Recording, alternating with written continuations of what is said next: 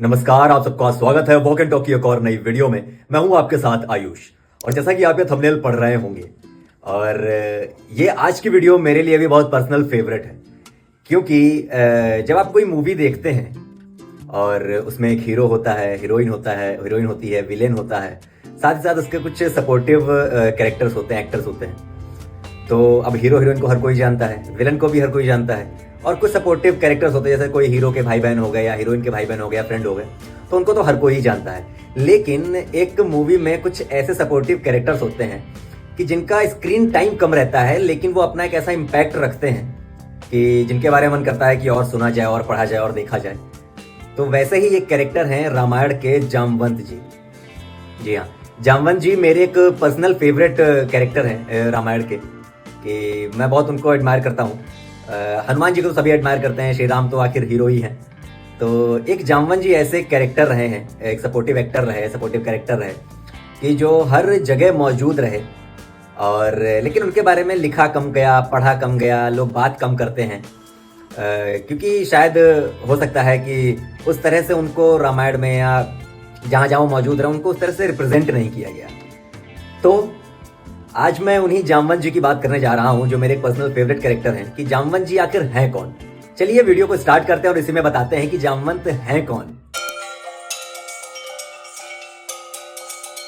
तो जैसा कि मैंने बताया कि जामवंत जी मेरे एक बहुत पर्सनल फेवरेट कैरेक्टर हैं। चलिए उनके बारे में बताता हूं कि आखिर जामवंत जी हैं कौन। जामवंत जी देखिए ऋक्ष प्रजाति के रहे हैं, और साथ ही साथ जामवंत जी के बारे में हमें यह उल्लेख मिलता है कि वो कई युगों में रहे हैं। वो त्रेता में भी रहे, द्वापर में भी रहे, जब भगवान का वामन अवतार हुआ तब मौजूद रहे, श्री राम अवतार के वक्त मौजूद रहे, श्री कृष्ण अवतार के वक्त मौजूद रहे। तो जामवंत जी हर तरह से हर युग में मौजूद रहे। और साथ ही साथ उनके बारे में ये भी कहा जाता है कि जामवंत जी एक बहुत ही प्रकांड विद्वान थे, बहुत ज्ञानी थे, बहुत परम बलशाली, परम शक्तिशाली थे, और उनके अंदर तमाम तरह का ज्ञान था। वो बहुत ही सुलझे हुए व्यक्ति, अगर आप उन्हें कहें तो गलत नहीं होगा। और साथ ही साथ बलशाली इतने कि क्या ही कहना। लेकिन बस वही बात है कि जब आप कभी कभी योग्य होते हैं, लेकिन आपको अपॉर्चुनिटीज नहीं मिलती है कि आप अपनी योग्यता को दिखा पाए। तो वैसे कुछ हुआ जामवंत जी के साथ। वो बहुत योग्य थे, लेकिन उनके अंदर कहते हैं ना, उनको वो अपॉर्चुनिटीज नहीं मिली कि वो अपने आप को रिप्रेजेंट कर पाए लोगों के सामने। तो जामवंत जी के बारे में कई उल्लेख मिलते हैं। जामवंत जी वामन अवतार के वक्त भी मौजूद थे, और साथ ही साथ श्री राम का जब अवतार हुआ तब भी वो मौजूद थे। उन्होंने श्री राम को कई तरह की सलाहें दी। श्री राम को कहते हैं ना, लंका पर विजय प्राप्त करने में, रावण का वध करने में, बाली का वध करने में, जिस तरह से जामवंत जी ने श्री राम को बताया था कि जब बाली का वध करना था कि जो 7 पेड़ों को एक ही तीर में भेद पाएगा वही बाली को मार पाएगा, तो वो सलाह श्री राम के काम आई थी।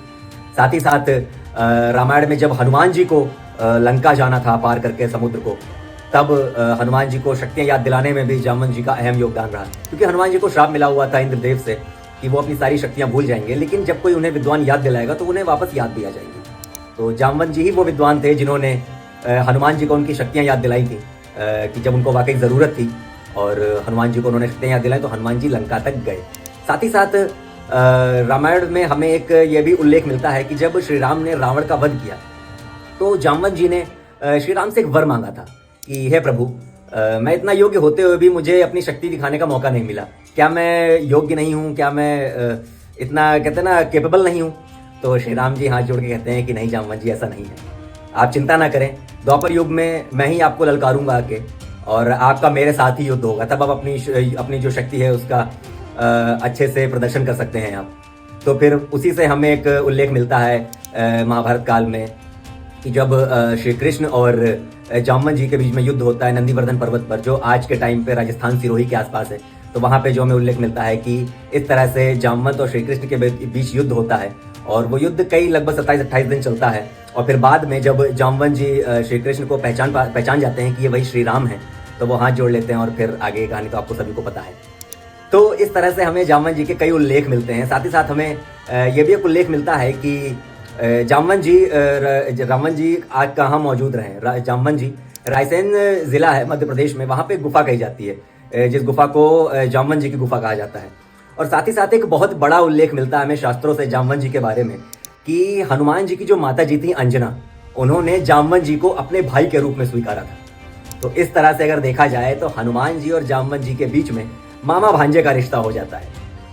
तो ये कुछ क्वालिटीज थी जो जामवंत जी के बारे में मैंने बताई। अगर आप लोग भी जामवंत जी के बारे में कुछ और अच्छा, कुछ बेहतर जानते हैं तो ज़रूर कमेंट करके बताइएगा।